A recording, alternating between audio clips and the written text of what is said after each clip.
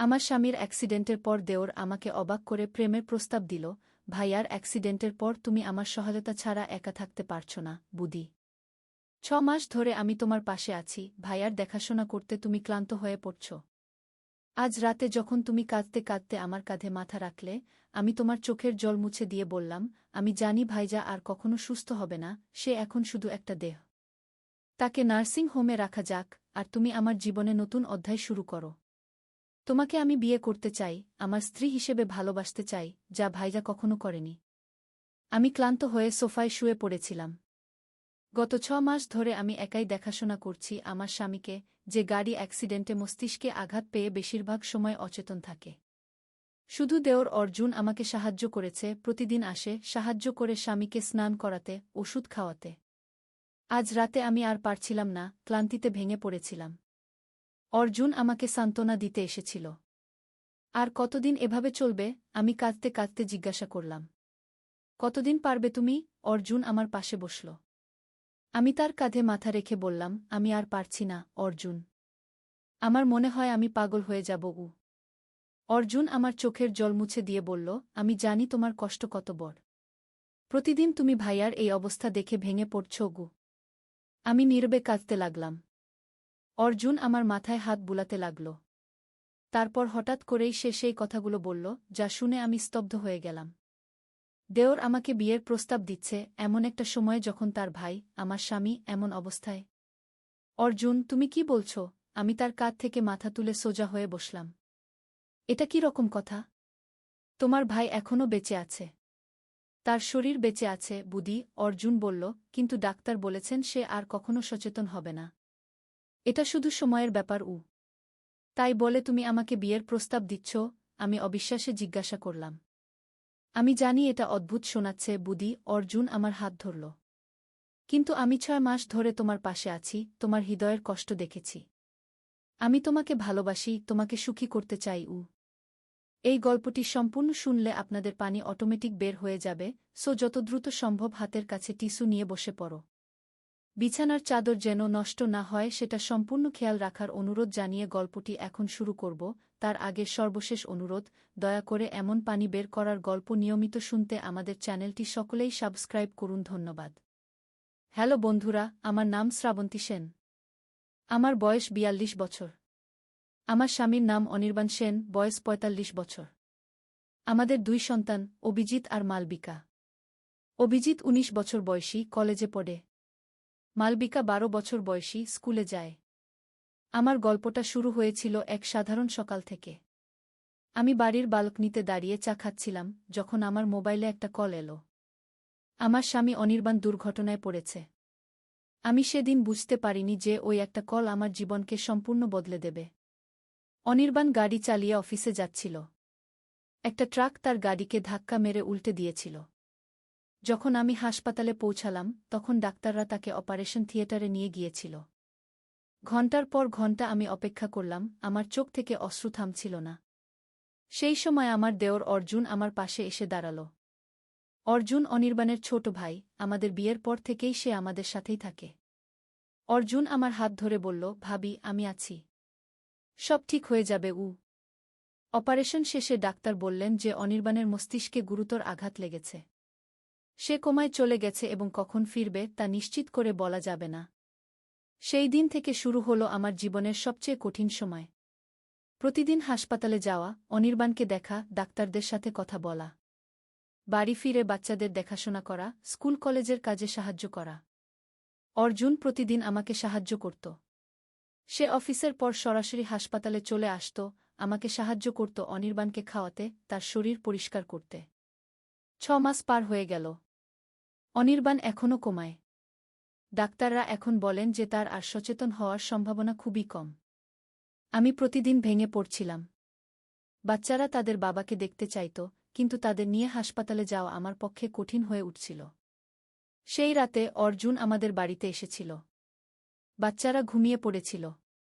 আমি সোফায় বসে টিভি দেখছিলাম, কিন্তু আমার মন ছিল অন্যত্র। অর্জুন আমার পাশে বসল। ভাবি, সে শুরু করল, আমি জানি তুমি কতটা কষ্ট পাচ্ছ। আমি তোমাকে এভাবে আর ভেঙে পড়তে দেখতে পারছি না। আমি চোখে অশ্রু নিয়ে তার দিকে তাকালাম।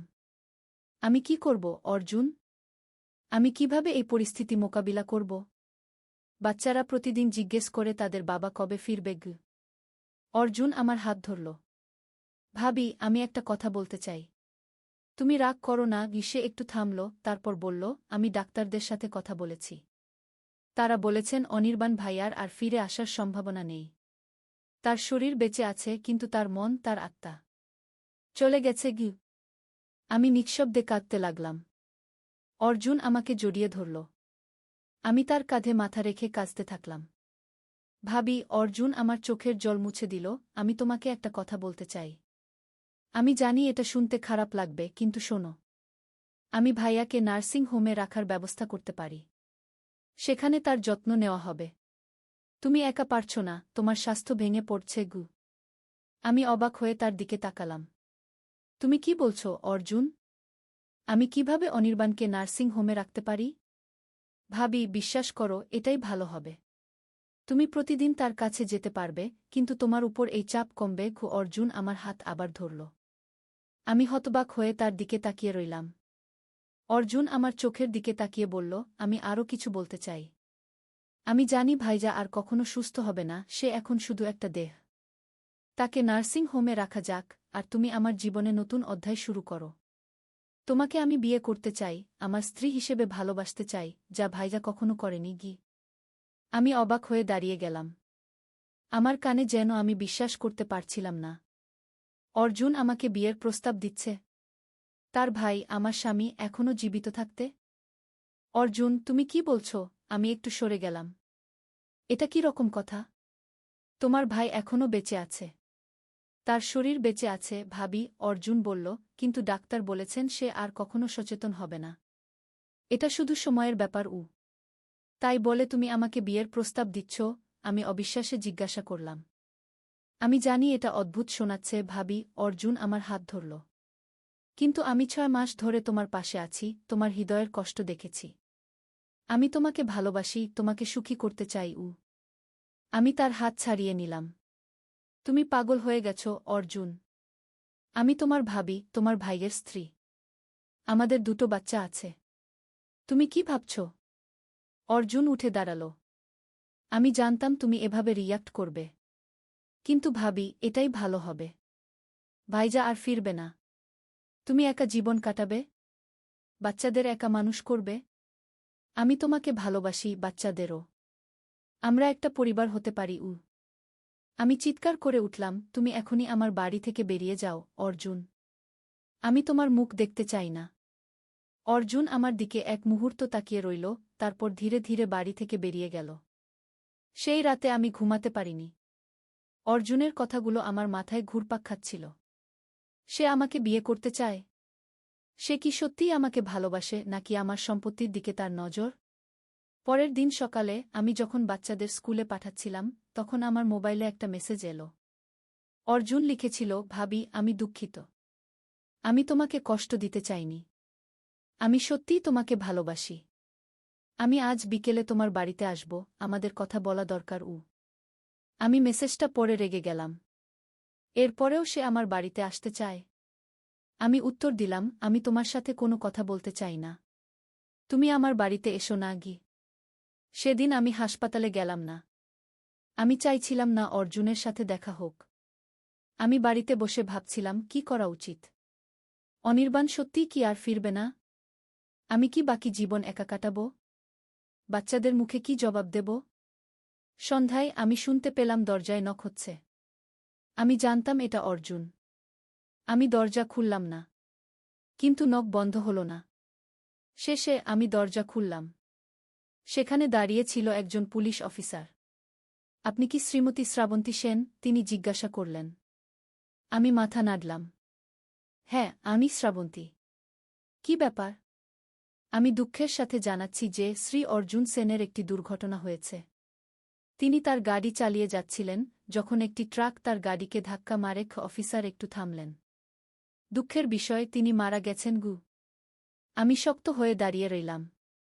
অর্জুন মারা গেছে? একই ধরনের দুর্ঘটনায়, যেভাবে অনির্বাণ। আমাদের একটা সন্দেহ আছে, অফিসার আবার বললেন। গাড়ির ব্রেক সিস্টেমে ছেঁড়া ছিল। এটা একটা সাধারণ দুর্ঘটনা নয়, এটা সম্ভবত সুনিয়োজিত ছিল গু। আমি হতবাক হয়ে অফিসারের দিকে তাকিয়ে রইলাম। আপনি কি বলতে চাইছেন? আমরা তদন্ত করছি। অর্জুন সেনের জিনিসপত্র থেকে আমরা কিছু তথ্য পেয়েছি। আপনার স্বামীর দুর্ঘটনাও অনুরূপ ছিল, তাই না? আমরা সেটাও পুনরায় তদন্ত করতে চাই। আমি কাঁপতে শুরু করলাম। আপনি আপনি কি বলতে চাইছেন যে অনির্বাণের দুর্ঘটনাও? আমরা নিশ্চিত নই, কিন্তু অর্জুন সেনের ল্যাপে আমরা কিছু তথ্য পেয়েছি। আপনি কি জানেন আপনার স্বামীর লাইফ ইন্স্যুরেন্স পলিসি আছে, যেটা তার মৃত্যুর ক্ষেত্রে আপনাকে একটা বড় অঙ্কের টাকা দেবে? আমি মাথা নাড়লাম। হ্যাঁ, আমাদের দুজনেরই আছে। আমরা বাচ্চাদের জন্য নিয়েছিলাম আর একটা বিষয়, অফিসার বললেন, আপনার স্বামীর সম্পত্তির একটা বড় অংশ অর্জুন সেনের নামে করা হয়েছিল। আপনি কি এটা জানতেন? আমি অবাক হয়ে গেলাম। না, আমি জানতাম না। আমরা অর্জুন সেনের ব্যাংক অ্যাকাউন্টও চেক করছি। সেখানে একটা বড় অঙ্কের টাকা জমা হয়েছে, যেটা সম্ভবত আপনার স্বামীর সম্পত্তি বিক্রি করে পাওয়া। আমি বিশ্বাস করতে পারছিলাম না যা শুনছিলাম। অর্জুন অনির্বাণের সম্পত্তি বিক্রি করে নিয়েছে? সে কিভাবে করল? মিসেস সেন, অফিসার আবার বললেন, আমরা সন্দেহ করছি যে অর্জুন সেন আপনার স্বামীর দুর্ঘটনার পিছনে থাকতে পারেন। তিনি সম্ভবত আপনার স্বামীকে হত্যা করার চেষ্টা করেছিলেন।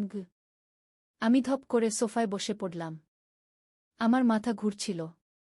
অর্জুন অনির্বাণকে হত্যা করার চেষ্টা করেছিল? সে কেন এমন করবে? আমরা আরও তদন্ত করছি, অফিসার বললেন। আমরা আপনার স্বামীর গাড়িও পরীক্ষা করতে চাই। আপনি কি জানেন সেটা কোথায় আছে? আমি মাথা নাড়লাম। স্ক্র্যাপ ইয়ার্ডে। দুর্ঘটনার পর সেটা এতটাই ক্ষতিগ্রস্ত হয়েছিল যে আমরা সেটা খুঁজে বের করব, অফিসার বললেন। আমি আপনাকে আমার কার্ড দিয়ে যাচ্ছি। আপনার যদি আর কোনো তথ্য থাকে আমাকে জানাবেন। অফিসার চলে যাওয়ার পর আমি বসে রইলাম স্তব্ধ হয়ে। অর্জুন কি সত্যিই অনির্বাণকে হত্যা করার চেষ্টা করেছিল? সে কি আমাকে বিয়ে করতে চেয়েছিল শুধু টাকার জন্য? আমি কি এতদিন একটা খুনির সাথে একই ছাদের নিচে ছিলাম? রাতভর আমি ঘুমাতে পারিনি।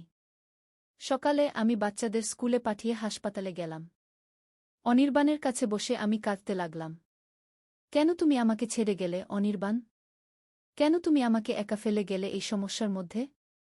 আমি অনির্বাণের হাত ধরে বসেছিলাম, যখন হঠাৎ আমি অনুভব করলাম তার আঙ্গুল নড়ে উঠল। আমি অবাক হয়ে উঠে দাঁড়ালাম। অনির্বাণ, তুমি আমার কথা শুনতে পাচ্ছ? আমি নার্সকে ডাকলাম। তিনি এসে অনির্বাণকে পরীক্ষা করলেন, তারপর ডাক্তারকে ডাকলেন। ডাক্তার এসে অনির্বাণকে দেখে বললেন, এটা একটা ভালো সাইন, কিন্তু এখনও অনেক সময় লাগবে। আমরা আরও কিছু টেস্ট করতে চাই। সেদিন বিকেলে পুলিশ অফিসার আবার আমার বাড়িতে এলেন। মিসেস সেন, আমরা আপনার স্বামীর গাড়ি পরীক্ষা করেছি। সেখানেও ব্রেক সিস্টেমে ছেঁড়া ছিল। এটা একটা সাধারণ দুর্ঘটনা ছিল না। আমি তাকে বললাম অনির্বাণের অবস্থার পরিবর্তন সম্পর্কে। তিনি শুনে বললেন, এটা একটা ভালো খবর। আমরা চাই তিনি সুস্থ হন এবং আমাদের বলতে পারেন কি ঘটেছিল। পরের কয়েকদিন ধরে অনির্বাণের অবস্থা ধীরে ধীরে উন্নতি হতে লাগল। তার আঙ্গুল নড়াচড়া করতে লাগল, তার চোখের পাতা কাঁপতে লাগল। ডাক্তাররা বলতে লাগলেন যে এটা খুবই অস্বাভাবিক, এমন রোগীরা সাধারণত আর ফিরে আসে না। একদিন যখন আমি অনির্বাণের পাশে বসেছিলাম, তার চোখ খুলে গেল। আমি আটকে উঠলাম। অনির্বাণ, তুমি আমার কথা শুনতে পাচ্ছ? অনির্বাণ ধীরে ধীরে মাথা নাড়ল। তার চোখে জল এসে গেল। আমি তার হাত ধরে বললাম, তুমি কি বলতে পারবে কি ঘটেছিল? অনির্বাণ কথা বলার চেষ্টা করল, কিন্তু তার গলা শুকিয়ে গিয়েছিল। আমি তাকে একটু জল দিলাম। তারপর সে ধীরে ধীরে বলল, অর্জুন। সে আমার গাড়ির ব্রেক কেটে দিয়েছিল। আমি অবাক হয়ে গেলাম। তুমি কি নিশ্চিত? অনির্বাণ আবার মাথা নাড়ল। সেদিন সকালে আমি দেখেছিলাম সে গ্যারেজে কিছু করছিল। আমি জিজ্ঞেস করিনি। ভেবেছিলাম ও গাড়ি চেক করছে। আমি তাড়াতাড়ি পুলিশ অফিসারকে ফোন করলাম। তিনি এসে অনির্বাণের বয়ান নিলেন। অনির্বাণ যতটুকু বলতে পারল, তা থেকে পুলিশ বুঝতে পারল যে অর্জুন দীর্ঘদিন ধরে পরিকল্পনা করেছিল অনির্বাণকে হত্যা করার। অনির্বাণ শুনেছিল অর্জুন কারো সাথে ফোনে কথা বলছিল, যেখানে সে বলছিল যে সে অনির্বাণের সম্পত্তি নিজের নামে করিয়ে নিয়েছে। পুলিশ তদন্ত করে জানতে পারল যে অর্জুন একজন জালিয়াতের সাথে যোগাযোগ করেছিল, যে তাকে ভুয়া দলিল তৈরি করে দিয়েছিল। এই দলিলগুলো দিয়ে অর্জুন অনির্বাণের সম্পত্তি নিজের নামে করে নিয়েছিল। এমনকি অনির্বাণের সিগনেচারও জাল করা হয়েছিল। অর্জুনের ল্যাপটপ থেকে আরও তথ্য পাওয়া গেল। সে অনির্বাণকে হত্যা করার পর আমাকে বিয়ে করার পরিকল্পনা করেছিল, যাতে আমার সম্পত্তিও সে নিতে পারে। কিন্তু যখন সে দেখল অনির্বাণ মারা যায়নি, শুধু কোমায় চলে গেছে, তখন সে আমাকে বিয়ের প্রস্তাব দিয়েছিল, যাতে আমি অনির্বাণকে নার্সিং হোমে পাঠাই এবং সে আমার মাধ্যমে অনির্বাণের সম্পত্তি নিয়ন্ত্রণ করতে পারে। এই সমস্ত তথ্য পুলিশের হাতে আসার পর তারা অর্জুনের বিরুদ্ধে একটি মামলা দায়ের করল। যদিও অর্জুন মারা গিয়েছিল, কিন্তু তার জালিয়াতি সামনে আসায় আমরা আমাদের সম্পত্তি ফিরে পেলাম। অনির্বাণের অবস্থা ধীরে ধীরে উন্নতি হতে লাগল। ডাক্তাররা বললেন এটা একটা মিরাকল। 6 মাস পর অনির্বাণ হাসপাতাল থেকে বাড়ি ফিরল। সে এখনও পুরোপুরি সুস্থ হয়নি, কিন্তু সে জীবনের দিকে ফিরে আসছিল। একদিন যখন আমরা বাগানে বসেছিলাম, অনির্বাণ আমার হাত ধরে বলল, তুমি জানো শ্রাবন্তী, অর্জুন আমাকে হত্যা করার চেষ্টা করেছিল, কিন্তু সে আমাকে একটা অমূল্য উপহার দিয়ে গেছে গিউ। আমি অবাক হয়ে জিজ্ঞাসা করলাম, কি উপহার? অনির্বাণ আমার দিকে তাকিয়ে হাসল। সে আমাকে বুঝিয়ে দিয়ে গেছে যে জীবন কত মূল্যবান। আমি আগে সবসময় কাজে ব্যস্ত থাকতাম, তোমাকে বাচ্চাদের যথেষ্ট সময় দিতাম না। এখন আমি বুঝতে পেরেছি যে পরিবারই সবচেয়ে মূল্যবান গু। আমি অনির্বাণকে জড়িয়ে ধরলাম। আমি তোমাকে ভালোবাসি, অনির্বাণ গি। আমিও তোমাকে ভালোবাসি শ্রাবন্তী, অনির্বাণ বলল। আর আমি প্রতিজ্ঞা করছি, আমি আর কখনো তোমাকে বাচ্চাদের একা ছেড়ে যাব না গি। সেই দিন থেকে আমাদের জীবন নতুন করে শুরু হল। অনির্বাণ ধীরে ধীরে সুস্থ হয়ে উঠল। আমরা বাচ্চাদের সাথে বেশি সময় কাটাতে শুরু করলাম। আমরা বুঝতে পারলাম যে ধনসম্পত্তি নয়, পরিবারই আসল সম্পদ। আমার এই গল্প থেকে আপনারা কি শিখলেন? জীবনে অনেক বাধা আসবে, অনেক বিপদ আসবে। কিন্তু যদি আপনার পরিবার আপনার পাশে থাকে, যদি আপনি সত্যের পথে থাকেন, তাহলে সব বাধা অতিক্রম করা যায়। আর সবচেয়ে বড় কথা, কখনো বিশ্বাস করবেন না এমন কাউকে যে আপনার পরিবারকে ভাঙতে চায়। অর্জুন আমাদের বিশ্বাস ভেঙেছিল, কিন্তু সে জানত না যে সত্যের জয় হয়, মিথ্যার নয়। আজ আমরা সুখী। অনির্বাণ, আমি, আমাদের বাচ্চারা, আমরা এখন আরও বেশি একসাথে আছি। আমরা প্রতিদিন জীবনকে উপভোগ করি, কারণ আমরা জানি জীবন কত মূল্যবান। এই ছিল আমার গল্প। আশা করি আপনারা এটা থেকে কিছু শিখেছেন। ধন্যবাদ আমার গল্প শোনার জন্য। নদীর ধারে এক গ্রাম। প্রথম অধ্যায়, শুরুর কথা। পদ্মা নদীর ধারে ছোট্ট একটা গ্রাম, নামটা হল কুসুমপুর। এই গ্রামে বাস করত একটা ছেলে, তার নাম রাকিব। রাকিবের বয়স মাত্র 22 বছর। লেখাপড়ায় ভালো ছিল সে, কিন্তু টাকার অভাবে ঢাকা বিশ্ববিদ্যালয়ে ভর্তি পরীক্ষা দিতে পারেনি। এখন গ্রামের স্কুলে পড়ায়। মাসে বেতন পায় 10,000 টাকা। রাকিবের বাবা মারা গেছেন 3 বছর আগে। মা আছেন, ছোট্ট একটা বোন আছে, নাম মিথিলা। মিথিলার বয়স 15, এইচএসসি পরীক্ষা দেবে আগামী বছর। রাকিবের স্বপ্ন ছিল মিথিলাকে ডাক্তার বানাবে। কিন্তু স্বপ্ন আর বাস্তবের মধ্যে অনেক দূরত্ব। শীতের সকাল। কুয়াশায় ঢাকা গ্রাম। রাকিব স্কুলে যাওয়ার জন্য তৈরি হচ্ছে। মা খাবার দিয়েছে একটা টিফিন বক্সে, ভাত আর ডিম ভাজি। রাকিব সাইকেল নিয়ে বেরিয়ে পড়ল। স্কুল 5 কিলোমিটার দূরে। পথে যেতে যেতে রাকিব ভাবছিল তার জীবনের কথা। এই গ্রামে আর কতদিন থাকবে? ঢাকায় গিয়ে কিছু করা যায় কি না? কিন্তু মা আর মিথিলাকে রেখে কিভাবে যাবে? মনটা খারাপ হয়ে গেল। স্কুলে পৌঁছে দেখল হেড স্যার দাঁড়িয়ে আছেন। হেড স্যার মানিক স্যার, বয়স 50-এর কাছাকাছি। ভালো মানুষ। রাকিবকে অনেক স্নেহ করেন। রাকিব, একটু আমার রুমে এসো, মানিক স্যার বললেন। রাকিব রুমে ঢুকল। মানিক স্যার বললেন, তুমি তো জানো আমাদের স্কুলের অবস্থা ভালো না। সরকারি অনুদান কমে গেছে। আমরা হয়তো তোমার বেতন আর বাড়াতে পারব না গি।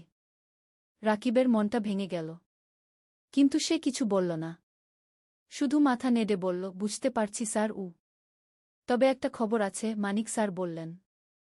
শুনেছি জেলা শহরে একটা এনজিও শিক্ষক খুঁজছে। বেতন ভালো, 15,000 টাকা। তুমি চাইলে আবেদন করতে পারো। রাকিব একটু ভাবল। জেলা শহর মানে প্রায় ৩০ কিলোমিটার দূরে। রোজ যাওয়া আসা করা মুশকিল। থাকতে হবে সেখানে। স্যার, আমি ভেবে দেখি রাকিব বলল। ক্লাস শুরু হল। রাকিব বাচ্চাদের বাংলা পড়াচ্ছে। ছোট্ট ছোট্ট মুখ, সবাই মন দিয়ে শুনছে। রাকিব ভাবল, এই বাচ্চাদের ছেড়ে কিভাবে যাবে? স্কুল ছুটির পর রাকিব বাড়ি ফিরল। মা রান্না করছে। মিথিলা পড়াশোনা করছে। রাকিব মাকে বলল এনজিওর কথা। মা চুপ করে রইল কিছুক্ষণ। তারপর বলল, ভাই, তুমি যা ভালো মনে করো তাই করো। আমরা সামলে নেব। কিন্তু রাকিব দেখল মায়ের চোখে পানি। দ্বিতীয় অধ্যায়, নতুন সিদ্ধান্ত। সেই রাতে রাকিব ঘুমাতে পারল না। বারবার একই চিন্তা মাথায় আসছে। কি করবে? এখানে থাকবে নাকি নতুন জায়গায় যাবে? পরদিন শুক্রবার। ছুটির দিন। রাকিব সকালে উঠে নদীর ধারে গেল। পদ্মা নদী। শীতকালে পানি কমে যায়, বালুর চর জেগে ওঠে। রাকিব একটা চরের উপর বসল। দূরে মাছ ধরা নৌকা দেখা যাচ্ছে। রাকিব ছোটবেলার কথা ভাবল। বাবা জীবিত ছিলেন তখন। বাবাও মাছ ধরতেন। একদিন নৌকা উল্টে গিয়ে বাবা ডুবে মারা যান। সেদিন থেকে রাকিবের জীবন বদলে গেল। লেখাপড়া ছেড়ে দিতে হলো। মাকে সাহায্য করতে হলো। হঠাৎ কেউ পেছন থেকে ডাকল, রাকিব ভাই। রাকিব ফিরে তাকাল। দেখল তার বন্ধু সাজিদ দাঁড়িয়ে আছে। সাজিদ ঢাকায় থাকে, প্রাইভেট কোম্পানিতে চাকরি করে। গ্রামে এসেছে ঈদের ছুটিতে। সাজিদ, কবে এলি? রাকিব খুশি হল। গতকাল এলাম। তোর খোঁজেই এসেছিলাম। সাজিদ পাশে বসল। দুই বন্ধু অনেকক্ষণ গল্প করল। সাজিদ বলল তার চাকরির কথা, ঢাকার জীবনযাপনের কথা। রাকিব শুনল চুপচাপ। তারপর সাজিদ জিজ্ঞেস করল, তুই এই গ্রামে আর কতদিন পড়ে থাকবি? ঢাকায় চলে আয় না। আমি তোকে চাকরি খুঁজে দেব। রাকিব মাথা নাড়ল। মা আর মিথিলাকে রেখে কিভাবে যাব? ওদেরকে নিয়ে আয়। ঢাকায় ভাড়া বাসায় থাকবি, সাজিদ বলল। তোকে তো জানি। ঢাকায় এক রুম ভাড়া নিতে কত টাকা লাগে? আমার সামর্থ্য আছে। রাকিব তিক্ত হাসল। সাজিদ কিছু বলল না। সে জানে রাকিবের সমস্যা। দুপুরে রাকিব বাড়ি ফিরল। মা খাবার দিয়েছে। ভাত, ডাল আর একটা মাছ। রাকিব খেতে খেতে ভাবছিল, জীবনটা কেন এত কঠিন? খাওয়ার পর মিথিলা এল। ভাইয়া, আমার পরীক্ষার ফি দিতে হবে। ৫,০০০ টাকা। রাকিবের মাথায় হাত। এই মাসে বেতন পাবে ১০,০০০ টাকা। তার মধ্যে বাড়ি ভাড়া ৩,০০০, মায়ের ওষুধ ২,০০০, খরচপাতি ৩,০০০। পরীক্ষার ফি দেবে কোথা থেকে? চিন্তা করিস না, ব্যবস্থা হবে কি? রাকিব বলল।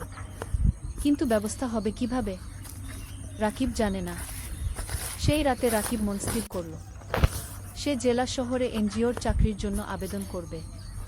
১৫,০০০ টাকা হলে অনেক কিছু করা যাবে। তৃতীয় অধ্যায়, নতুন পথ। সোমবার সকালে রাকিব জেলা শহরে গেল। এনজিওর অফিস খুঁজে পেল। একটা ৩তলা বিল্ডিং। ভেতরে ঢুকে নাম লিখল রিসেপশনে। কিছুক্ষণ পর ডাক পড়ল। একটা রুমে ঢুকল রাকিব। দেখল একজন ভদ্রমহিলা বসে আছেন। বয়স ৪০-এর কাছাকাছি। হাসি মুখ। বসুন। আপনার নাম? মহিলা জিজ্ঞেস করলেন। রাকিব। রাকিব হোসেন। আপনার সার্টিফিকেট? রাকিব ব্যাগ থেকে সার্টিফিকেট বের করে দিল। মহিলা দেখলেন। আপনি গ্রামে পড়ান? মহিলা জিজ্ঞেস করলেন। জি ইমাম, ৩ বছর ধরে। ভালো। আমরা গ্রামের স্কুলে কাজ করি। আপনার অভিজ্ঞতা কাজে লাগবে। মহিলা আরও কিছু প্রশ্ন করলেন। রাকিব উত্তর দিল। তারপর মহিলা বললেন, ঠিক আছে, আমরা আপনাকে জানাব। ১ সপ্তাহের মধ্যে ফোন করব। রাকিব বের হয়ে এল। মনটা একটু হালকা লাগল। হয়তো চাকরি হবে। কিন্তু সমস্যা হলো অন্য জায়গা। রাকিব গ্রামে ফিরে দেখল মা অসুস্থ হয়ে পড়েছে। জ্বর হয়েছে। ডাক্তার ডেকে আনতে হলো। ডাক্তার ওষুধ লিখে দিল। ওষুধের দাম ১,০০০ টাকা। রাকিবের পকেটে ৫ টাকা ছিল। বাকি ৫ টাকা ধার করতে হলো পাশের বাড়ির কাকার কাছে। মা শুয়ে শুয়ে বলল, ভাই, তুমি জেলা শহরে চাকরি নিও না। আমরা এখানে থাকি। না মা, তোমার চিকিৎসার জন্য টাকা লাগবে, মিথিলার পড়াশোনার জন্য টাকা লাগবে, আমাকে ভালো চাকরি করতে হবে কি রাকিব বলল। পরের সপ্তাহে রাকিবের ফোন এল এনজিও থেকে, চাকরি হয়েছে, পরের মাস থেকে জয়েন করতে হবে। রাকিব খুশি হলো, কিন্তু সাথে সাথে চিন্তাও হলো, জেলা শহরে থাকবে কোথায়, বাসা ভাড়া নিতে হবে, সেই টাকা কোথায়। রাকিব মানিক স্যারের কাছে গেল, সব বলল। মানিক স্যার শুনলেন, তারপর বললেন, তুমি চিন্তা করো না, আমার জেলা শহরে একটা ছোট্ট ফ্ল্যাট আছে, খালি পড়ে আছে, তুমি সেখানে থাকতে পারো, প্রথম 3 মাস ভাড়া লাগবে না আগে। রাকিবের চোখে পানি এল, স্যার আপনি তুমি ভালো ছেলে, তোমার উন্নতি হোক এটাই চাই। মানিক স্যার হাসলেন। রাকিব স্যারের পা ছুঁয়ে সালাম করল। চতুর্থ অধ্যায়, জেলা শহরে নতুন জীবন। পরের মাসের প্রথম দিনে রাকিব জেলা শহরে চলে এল। মা আর মিথিলা গ্রামে রইল। রাকিব ঠিক করল সপ্তাহে একদিন গ্রামে যাবে। মানিক স্যারের ফ্ল্যাট ছোট্ট কিন্তু পরিষ্কার, একটা রুম, একটা রান্নাঘর, একটা বাথরুম। রাকিব নিজের জিনিসপত্র গুছিয়ে রাখল। পরদিন এনজিও অফিসে গেল, কাজ শুরু হলো। রাকিবকে দায়িত্ব দেওয়া হলো 5টা গ্রামের স্কুল দেখাশোনা করার। সপ্তাহে 3 দিন স্কুলে যেতে হবে, বাকি দিন অফিসে। প্রথম দিন রাকিব একটা গ্রামে গেল। স্কুলটা খুবই খারাপ অবস্থায়, ছাদ দিয়ে পানি পড়ে, বেঞ্চ ভাঙা, শিক্ষক মাত্র 2 জন, ছাত্রছাত্রী প্রায় 150। রাকিব শিক্ষকদের সাথে কথা বলল, তারা বলল অনেক সমস্যার কথা, বেতন কম, সরকারি সাহায্য নেই, অনেক বাচ্চা স্কুল ছেড়ে দিয়েছে। রাকিব বুঝল এখানে অনেক কাজ করার আছে, সে মনস্থির করে ভালোভাবে কাজ করবে। সন্ধ্যায় রাকিব ফ্ল্যাটে ফিরল, একা একা রান্না করল, ভাত আর ডিম ভাজি, খেয়ে শুয়ে পড়ল। মায়ের কথা মনে পড়ল, মিথিলার কথা মনে পড়ল। রাকিব মাকে ফোন করল, মা কেমন আছো? ভালো আছি, তুমি খেয়েছো? মা জিজ্ঞেস করল। হ্যাঁ মা, তুমি ওষুধ খেয়েছো তো? খেয়েছি। মিথিলা পড়াশোনা করছে, তুমি চিন্তা করো না। ফোন রেখে রাকিব ঘুমিয়ে পড়ল। দিন যাচ্ছে, রাকিব কাজে মন দিচ্ছে। সে দেখছে স্কুলগুলোর অবস্থা ধীরে ধীরে ভালো হচ্ছে, এনজিও থেকে সাহায্য আসছে, নতুন বেঞ্চ এসেছে, ছাদ মেরামত হয়েছে, শিক্ষকদের ট্রেনিং দেওয়া হচ্ছে। রাকিব খুশি, তার মনে হচ্ছে সে কিছু ভালো কাজ করছে। 3 মাস পর রাকিব প্রথম বেতন পেল, 15,000 টাকা। রাকিব সাথে সাথে 10,000 টাকা মাকে পাঠিয়ে দিল, বাকি 5,000 টাকা দিয়ে নিজের খরচ চালাবে। মা ফোন করে কাঁদল, ভাই তুমি এত টাকা পাঠালে তোমার কি হবে? মা তুমি চিন্তা করো না, আমার হয়ে যাবে, তুমি ভালো থাকো। রাকিবের মনে হলো জীবনে প্রথমবার সে কিছু করতে পারছে। পঞ্চম অধ্যায়, নতুন বন্ধুত্ব। এনজিও অফিসে রাকিবের সহকর্মী অনেক, তার মধ্যে একজন মেয়ে আছে, নাম তানিয়া। তানিয়া ঢাকা থেকে এসেছে, লেখাপড়া করেছে ঢাকা বিশ্ববিদ্যালয়ে, খুব মেধাবী, কিন্তু গ্রামের মানুষের জন্য কাজ করতে চায়, তাই এনজিওতে জয়েন করেছে। তানিয়া আর রাকিব প্রায় একসাথে মাঠে কাজ করে, স্কুলে যায়, শিক্ষকদের সাথে কথা বলে, বাচ্চাদের পড়ায়। ধীরে ধীরে তানিয়া আর রাকিবের মধ্যে বন্ধুত্ব হলো। তানিয়া রাকিবকে অনেক কিছু শেখায়, কিভাবে প্রজেক্ট প্ল্যান করতে হয়, কিভাবে রিপোর্ট লিখতে হয়, কিভাবে মানুষের সাথে কথা বলতে হয়। রাকিব তানিয়াকে শেখায় গ্রামের জীবন সম্পর্কে, গ্রামের মানুষের সমস্যা সম্পর্কে, কিভাবে তাদের সাহায্য করা যায়। একদিন তানিয়া রাকিবকে জিজ্ঞেস করল, তুমি কি বিয়ে করেছ? রাকিব হেসে বলল, না, বিয়ের কথা ভাবার সময় নেই, এখন পরিবারের দায়িত্ব আছে। তোমার পরিবার কেমন? তানিয়া জিজ্ঞেস করল। রাকিব তার মা আর মিথিলার কথা বলল, বাবার মৃত্যুর কথা বলল, কিভাবে সে সংসার চালাচ্ছে সেই কথা বলল। তানিয়া শুনো চুপচাপ, তারপর বলল, তুমি খুব সাহসী। রাকিব কিছু বলল না, শুধু হাসল। সময় যাচ্ছে, রাকিবের কাজ ভালো হচ্ছে, এনজিও থেকে তাকে প্রশংসা করা হচ্ছে, বেতনও বাড়ে। এখন 17,000 টাকা পায়। রাকিব সপ্তাহে একদিন গ্রামে যায়, মাকে দেখে আসে, মিথিলার পড়াশোনা দেখে দেয়। মিথিলা এখন কলেজে পড়ছে, সে ডাক্তার হতে চায়। একদিন মা রাকিবকে বলল, ভাই তোর বিয়ের কথা ভাবা উচিত। রাকিব হাসে, মা এখনো সময় আছে, আগে মিথিলাকে প্রতিষ্ঠিত করি কি। কিন্তু তোর বয়স হয়ে যাচ্ছে, আমি চিন্তায় থাকি কি। মা বলল, তুমি চিন্তা করো না মা, সব ঠিক হবে। ষষ্ঠ অধ্যায়, প্রেম আর স্বপ্ন। 1 বছর পার হয়ে গেল।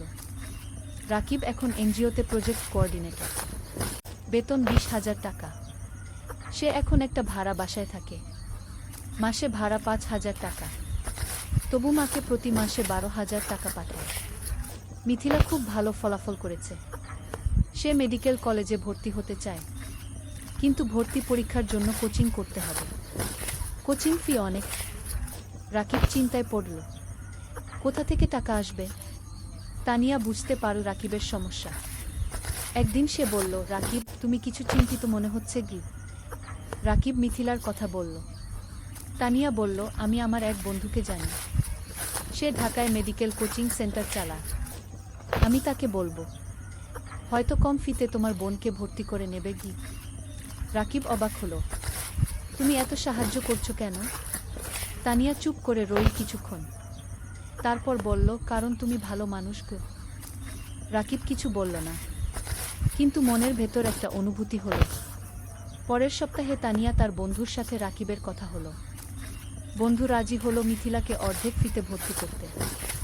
রাকিব খুশিতে আত্মহারা, সে তানিয়াকে ধন্যবাদ দিল বারবার। তানিয়া হেসে বলল, ধন্যবাদ না, একটা ট্রিট দাও। রাকিব তানিয়াকে নিয়ে গেল একটা রেস্টুরেন্টে। দুজন একসাথে খাবার খেল, অনেক গল্প করল, হাসল। খাওয়ার পর বাইরে বের হয়ে তানিয়া বলল, রাকিব আমি তোমাকে একটা কথা বলতে চাই। বলো। তানিয়া একটু থেমে বলল, আমি তোমাকে ভালোবাসি। রাকিব স্তব্ধ হয়ে গেল, কি বলবে বুঝতে পারল না।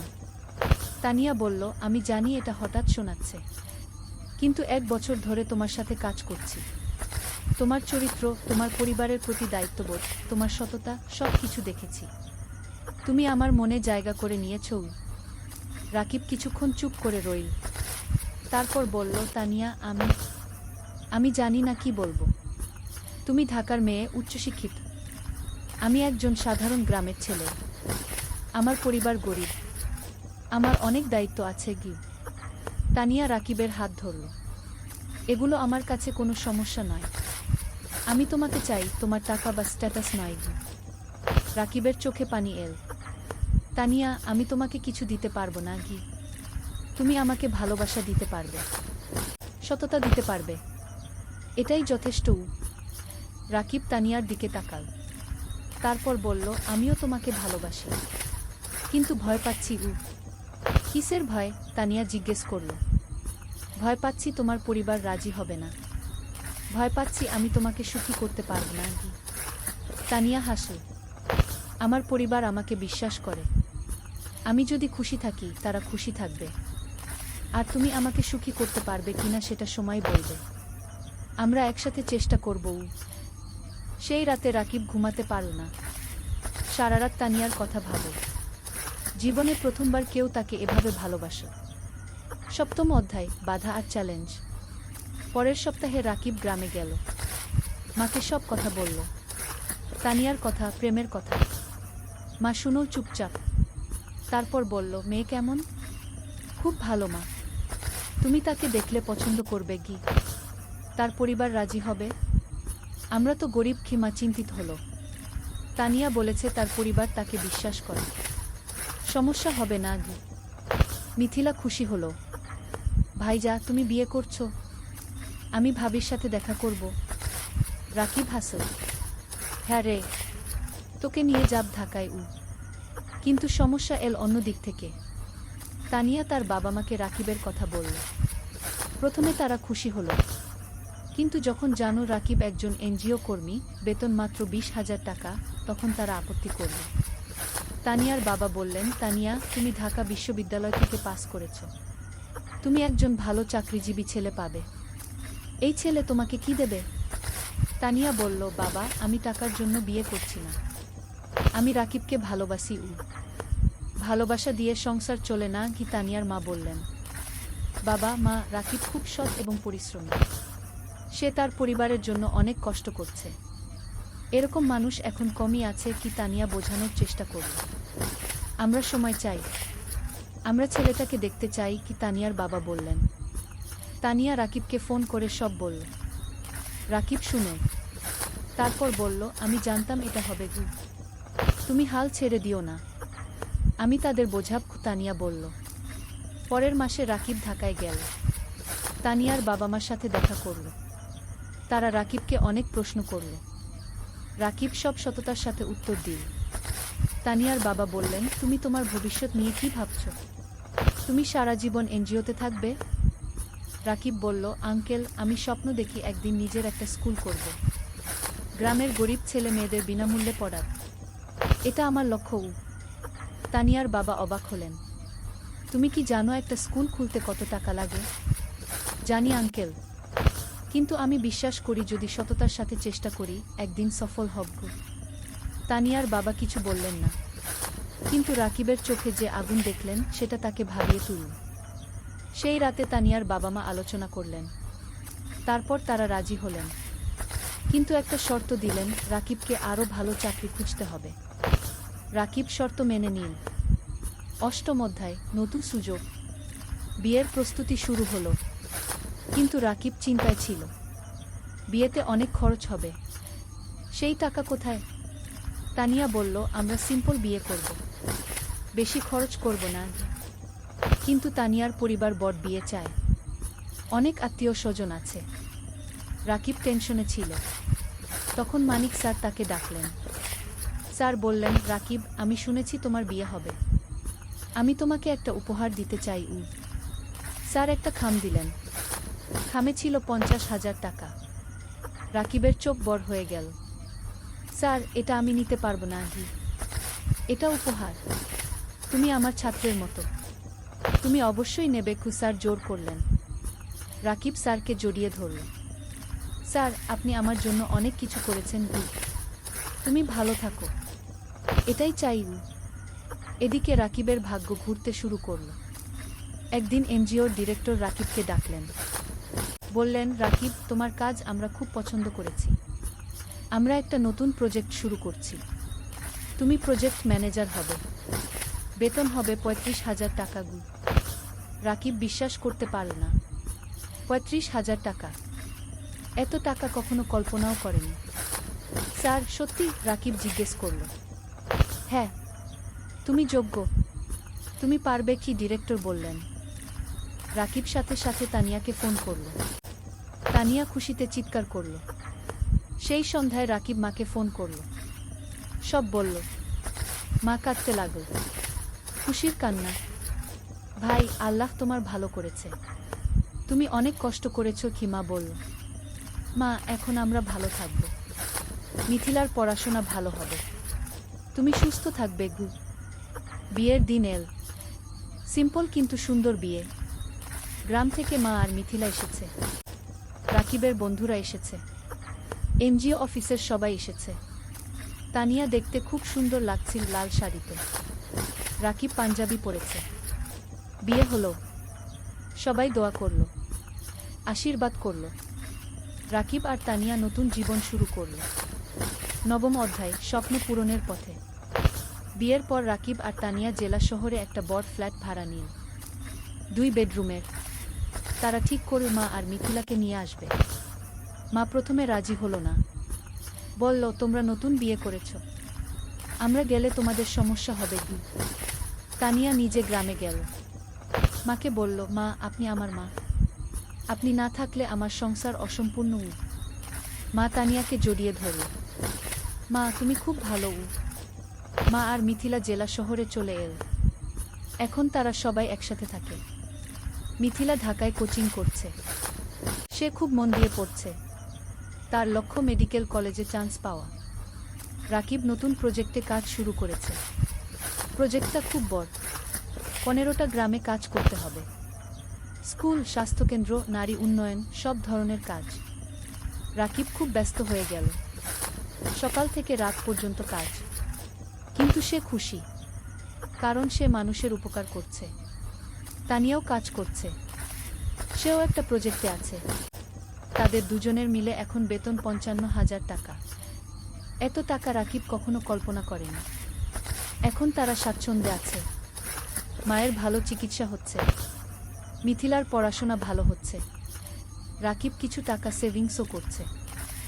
একদিন রাকিব তানিয়াকে বলল, তুমি জানো, আমার স্বপ্ন ছিল একটা স্কুল করাই। হ্যাঁ, মনে আছে? তুমি এখনো সেই স্বপ্ন দেখো? তানিয়া জিজ্ঞেস করল।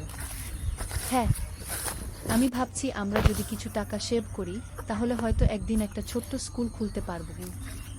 তানিয়া হাসে। চলো, আমরা একসাথে এই স্বপ্ন পূরণ করব। দুজনে মিলে প্ল্যান করতে লাগল। কিভাবে টাকা জমাবে, কোথায় স্কুল খুলবে, কিভাবে চালাবে। ১ বছর পর মিথিলা মেডিকেল ভর্তি পরীক্ষা দিল। রেজাল্ট আসল। সে চান্স পেয়েছে সরকারি মেডিকেল কলেজে। পুরো পরিবার খুশিতে আত্মহারা। মা কাঁদল। রাকিব মিথিলাকে জড়িয়ে ধরল। তানিয়া মিষ্টি বিতরণ করল। ভাইয়া, এটা তোমার জন্য। তুমি আমার জন্য সব ত্যাগ করেছ। মিথিলা কাঁদতে কাঁদতে বলল। না রে, এটা তোর নিজের যোগ্যতা। তুই মন দিয়ে পড়েছিস। রাকিব বলল। সেই রাতে রাকিব ছাদে দাঁড়িয়ে আকাশের দিকে তাকাল। তার মনে পড়ল বাবার কথা। বাবা বেঁচে থাকলে কত খুশি হতেন। তানিয়া এসে পাশে দাঁড়াল। কি ভাবছ? বাবার কথা ভাবছি, সেই গরিব দিনগুলোর কথা ভাবছি। আজ আমরা এত দূর এসেছি। হ্যাঁ, আর এটা শুধু শুরু। আমাদের আরও অনেক পথ যেতে হবে। তানিয়া বলল। ১০ম অধ্যায়, চূড়ান্ত স্বপ্ন। ৩ বছর পার হয়ে গেল। রাকিব এখন এনজিওর সিনিয়র প্রজেক্ট ম্যানেজার। বেতন ৫০,০০০ টাকা। Tania project coordinator. বেতন ৪০,০০০ টাকা। মিথিলা এখন মেডিকেল কলেজের ৩য় বর্ষে। সে খুব ভালো পড়ছে।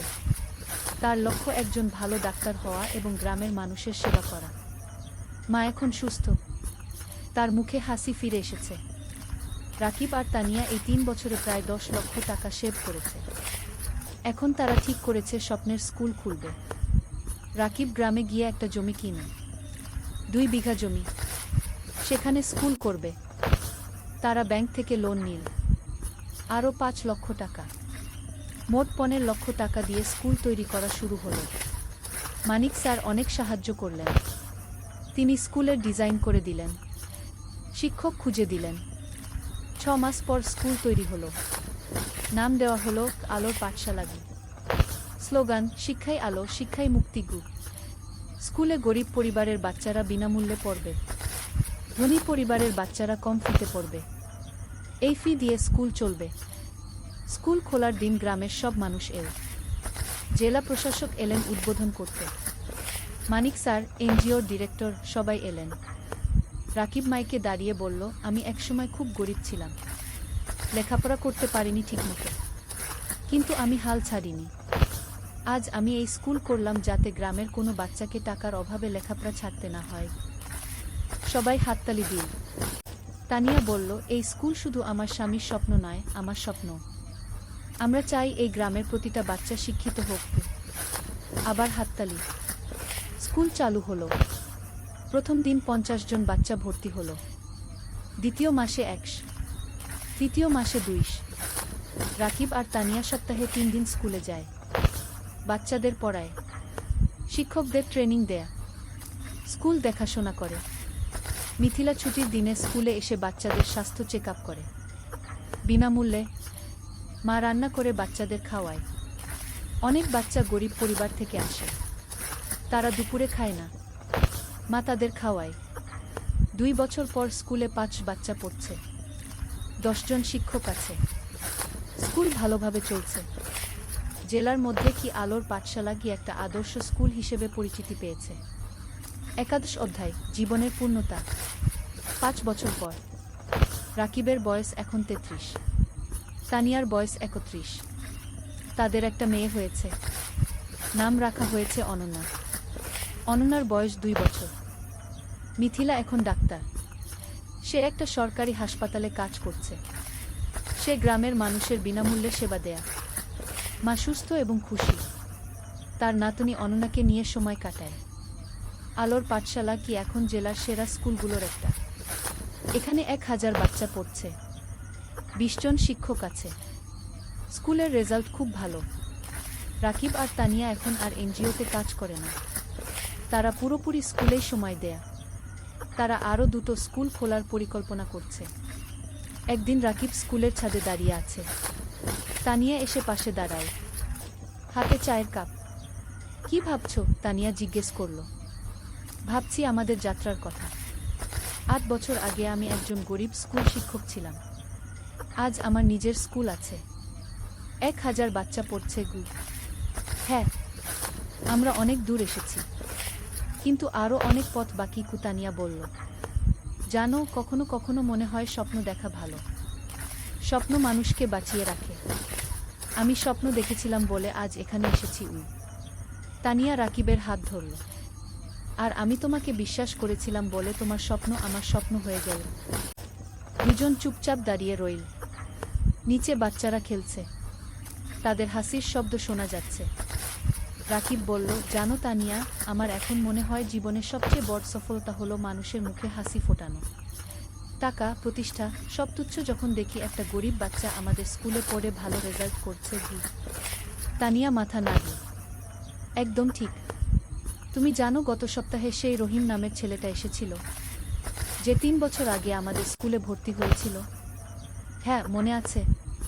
তার বাবা রিকশা চালায়। সে ক্লাসে ফার্স্ট হয়েছে। তার বাবা এসে আমার পা ছুঁয়ে কাঁদছিল। বলছিল, আপনারা না থাকলে আমার ছেলে লেখাপড়া শিখতে পারত না। রাকিবের চোখ ভিজে গেল। এই মুহূর্তগুলোর জন্যই আমরা কাজ করি। কি হঠাৎ অননা দৌড়ে এল। বাবা, বাবা, দেখো আমি কি এঁকেছি। রাকিব মেয়েকে কোলে তুলে নিল। অননা একটা ছবি দেখাল। একটা স্কুল, সামনে অনেক বাচ্চা। এটা কি? রাকিব জিজ্ঞেস করল। এটা আমাদের স্কুল। দাদু বলেছে তুমি এই স্কুল বানিয়েছ গো, অননা বলল। রাকিব মেয়ের কপালে চুমু খেল। হ্যাঁ রে, একদিন তুইও বড় হয়ে ভালো কিছু করবি কি? আমি ডাক্তার হব, মাসির মতো। তারপর গরিব মানুষদের দেখবো, অননা বলল। তানিয়া হাসে। দেখছ, আমাদের পরবর্তী প্রজন্ম স্বপ্ন দেখছে গু। দ্বাদশ অধ্যায়, নতুন চ্যালেঞ্জ। কিন্তু জীবন কখনো সোজা পথে চলে না। একদিন রাকিব খবর পেল স্কুলের জমি নিয়ে সমস্যা হয়েছে। একজন স্থানীয় রাজনীতিবিদ দাবি করছে জমিটা তার। রাকিব চিন্তায় পড়ে গেল। সে আইনজীবীর সাথে দেখা করল। আইনজীবী বলল, কাগজপত্র দেখাও। রাকিব সব কাগজ দেখাল। আইনজীবী দেখে বলল, তোমার কাগজ ঠিক আছে, কিন্তু ওই লোক ক্ষমতাবান। সে ঝামেলা করবে গু। তাহলে কি করব? রাকিব জিজ্ঞেস করল। কোর্টে কেস করতে হবে। সময় লাগবে, টাকাও লাগবে গু। রাকিব বাড়ি ফিরে তানিয়াকে সব বলল। তানিয়া শুনো। তারপর বলল, আমরা লড়ব।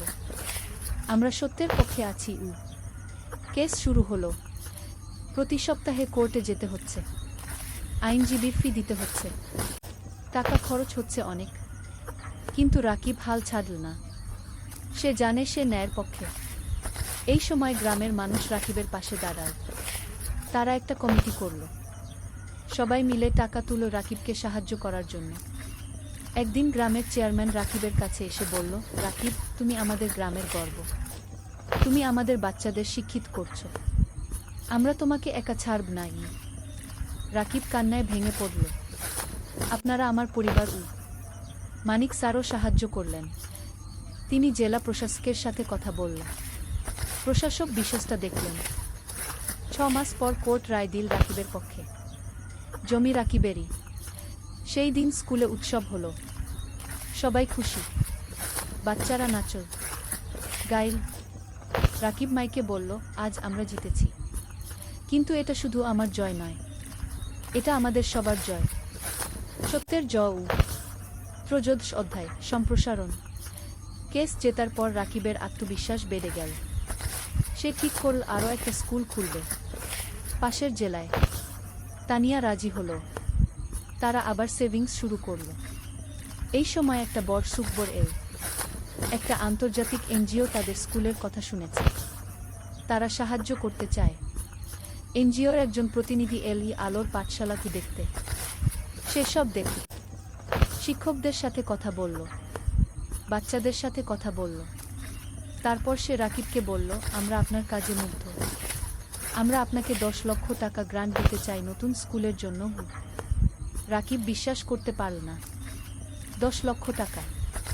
সত্যি? রাকিব জিজ্ঞেস করল। হ্যাঁ।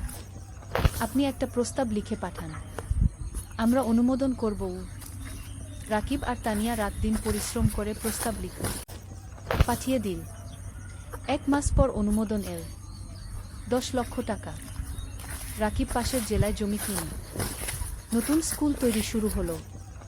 এবার আরও বড় স্কুল, আরও ভালো সুবিধা। মিথিলা বলল, ভাইজা, নতুন স্কুলে একটা হেলথ ক্লিনিক বানাও। আমি সপ্তাহে একদিন এসে বাচ্চাদের দেখব। চমৎকার আইডিয়া, রাকিব বলল। নতুন স্কুলে একটা হেলথ ক্লিনিকও তৈরি হলো। মিথিলা আর তার 2 জন সহকর্মী ডাক্তার সেখানে বিনামূল্যে সেবা দেয়া। নতুন স্কুলের নাম দেওয়া হলো আলোর পাঠশালা, ডুব। এখানেও গরিব বাচ্চারা বিনামূল্যে পড়ে। 1 বছরে দ্বিতীয় স্কুলেও 5 বাচ্চা ভর্তি হলো। রাকিবের স্বপ্ন আরও বড় হলো। সে ভাবল, জেলার প্রতিটা গ্রামে একটা করে স্কুল করবে। চতুর্দশ অধ্যায়, পুরস্কার। 3 বছর পর রাকিব এখন 40 বছরের। তার 5টা আলোর পাঠশালাগুলো আছে, 5টা জেলায়। প্রায় 3000 বাচ্চা পড়ছে। 2 শিক্ষক কাজ করছে।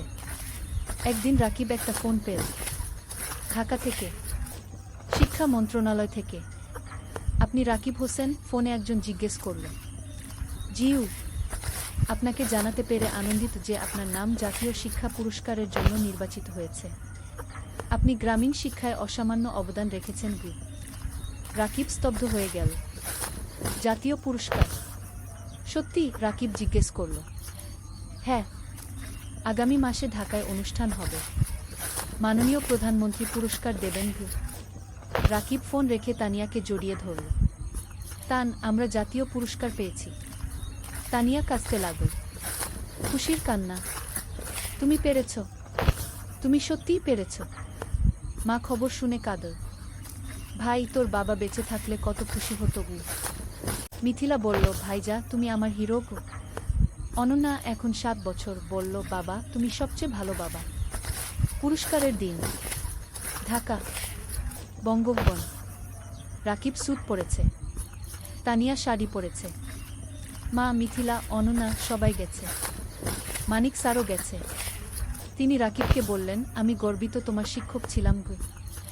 অনুষ্ঠানে অনেক মানুষ। রাকিবের নাম ডাকা হলো। সে মঞ্চে উঠল।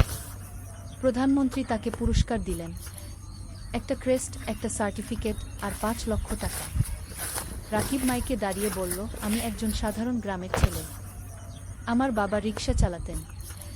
আমি গরিব পরিবার থেকে এসেছি, কিন্তু আমি স্বপ্ন দেখতে ছাড়িনি। আজ আমি এখানে দাঁড়িয়ে বলতে পারি, যে কেউ পারে যদি সে চেষ্টা করে। পুরো হল হাততালিতে মুখরিত হলো। এই পুরস্কার শুধু আমার নয়, এটা আমার স্ত্রী তানিয়ার, আমার মায়ের, আমার বোন মিথিলার, আমার গুরু মানিক স্যারের, আর আমার সেই সব বাচ্চাদের যারা আলোর পাঠশালায় পড়ছে। আবার হাততালি। অনুষ্ঠান শেষ হলো। সবাই বাড়ি ফিরল। সেই রাতে রাকিব ব্যালকনিতে দাঁড়িয়ে আকাশের দিকে তাকাল। তার মনে পড়ল সেই দিনের কথা, যখন সে পদ্মা নদীর ধারে বসে ভাবছিল জীবন দিয়ে কি করবে। আজ সেই জীবন কত বদলে গেছে। তানিয়া এসে পাশে দাঁড়াল। কি ভাবছ? ভাবছি আমরা কত দূর এসেছি, আর ভাবছি আমাদের এখনো কত কাজ বাকি। হ্যাঁ, আমাদের স্বপ্ন এখনো শেষ হয়নি, তানিয়া বলল। ৫০ অধ্যায়, উত্তরাধিকার। আরও 5 বছর কেটে গেল। রাকিবের বয়স এখন ৪৫। তার 10টা আলোর পাঠশালাগু আছে, 10টা জেলায়। ৬,০০০ বাচ্চা পড়ছে। 4 শিক্ষক কাজ করছে।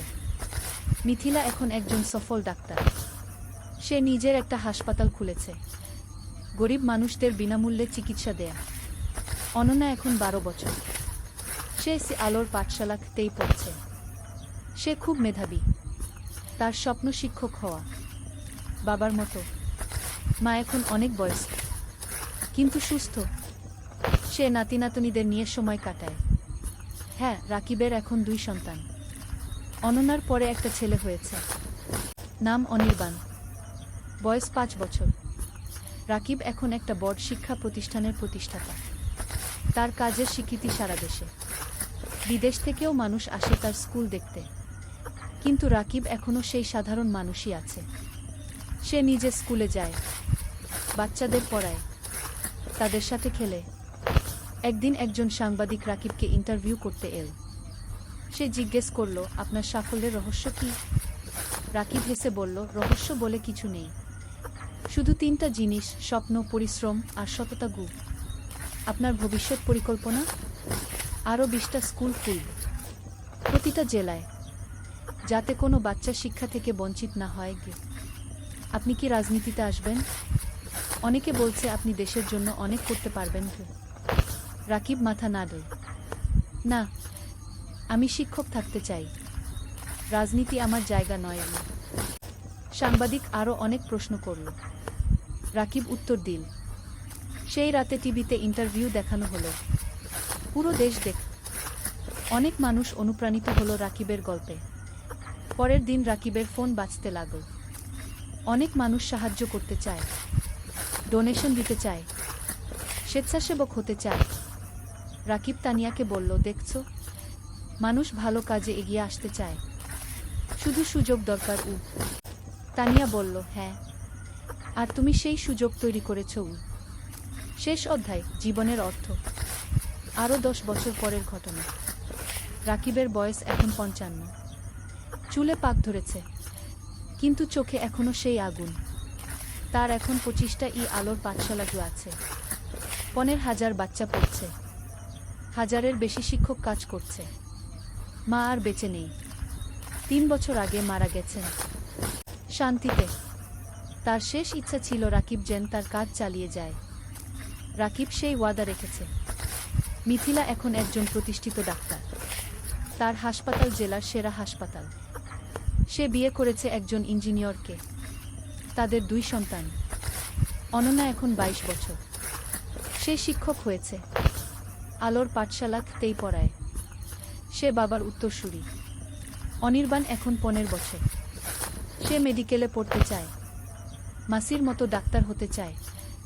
রাকিব এখন অনেক কম সময় অফিসে থাকে, বেশিরভাগ সময় বাচ্চাদের সাথে থাকে, গল্প বলে, গান শেখায়, জীবনের পাঠ দেয়।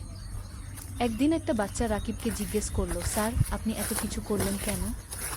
আপনি তো ব্যবসা করে ধনী হতে পারতেন। রাকিব হাসল, বাবা, টাকা দিয়ে সব কিছু কেনা যায় না। আমি যখন দেখি তুমি ভালো রেজাল্ট করেছ, তখন যে আনন্দ পাই সেটা কোনো টাকায় কেনা যায় না। তাহলে জীবনের অর্থ কি স্যার? বাচ্চাটা জিজ্ঞেস করল। রাকিব একটু ভাবল, তারপর বলল, জীবনের অর্থ হলো অন্যের জীবনে আলো জ্বালানো। যদি তুমি একজন মানুষকেও সাহায্য করতে পারো, তাহলে তোমার জীবন সার্থক। বাচ্চাটা মাথা নাড়ল। আমিও আপনার মতো হতে চাই স্যার। রাকিব বাচ্চাটার মাথায় হাত বুলিয়ে দিল। তুমি আমার চেয়ে আরও ভালো হবে। সেই সন্ধ্যায় রাকিব আর তানিয়া তাদের বাড়ির ছাদে বসে আছে। সূর্য অস্ত যাচ্ছে, আকাশ লাল কুমলা রঙে রাঙানো। তানিয়া বলল, তুমি জানো, যখন প্রথম তোমাকে দেখেছিলাম তখন জানতাম না তুমি এত দূর যাবে। রাকিব হাসল, আমিও জানতাম না, কিন্তু তোমাকে পেয়েছিলাম বলে সম্ভব হয়েছে। না, তুমি পেরেছ তোমার ইচ্ছাশক্তি আর কঠোর পরিশ্রমের কারণে। আমি শুধু সাথে ছিলাম। তুমি শুধু সাথে ছিলে না, তুমি আমার শক্তি ছিলে, আমার অনুপ্রেরণা ছিলে। দুজন চুপচাপ বসে রইল। নিচে কি আলোর পাঠশালা দেখা যাচ্ছে, বাচ্চারা খেলছে। রাকিব বলল, জানো তানিয়া, আমি এখন শান্তিতে আছি। আমার মনে হয় আমি আমার জীবন দিয়ে কিছু অর্থবহ করতে পেরেছি। তুমি পেরেছ, তুমি হাজারো জীবন বদলে দিয়েছ। তানিয়া বলল। হঠাৎ অনন্যা এল। বাবা, মা, খাবার তৈরি। রাকিব উঠে দাঁড়াল। চলো। 3 জন একসাথে নিচে নামল। পরিবার একসাথে বসে খাবার খেল, হাসল, গল্প করল। রাতে শোয়ার আগে রাকিব জানালার পাশে দাঁড়িয়ে বাইরে তাকাল। দূরে তারা জ্বলছে। রাকিব মনে মনে ভাবল, জীবন একটা যাত্রা, কখনো কঠিন, কখনো সহজ। কিন্তু যদি তুমি স্বপ্ন দেখো, যদি তুমি পরিশ্রম করো, যদি তুমি সৎ থাকো, তাহলে তুমি অবশ্যই সফল হবে। আর সবচেয়ে বড় সফলতা হলো যখন তুমি অন্যের জীবনে আলো জ্বালাতে পারো। রাকিব হাসে। তারপর বিছানায় শুয়ে পড়ল। গভীর ঘুমে তলিয়ে গেল। শান্তির ঘুম, পরিতৃপ্তির ঘুম। কারণ সে জানে তার জীবন সার্থক হয়েছে, তার স্বপ্ন পূরণ হয়েছে। আর এটাই জীবনের সবচেয়ে বড় পাওয়া।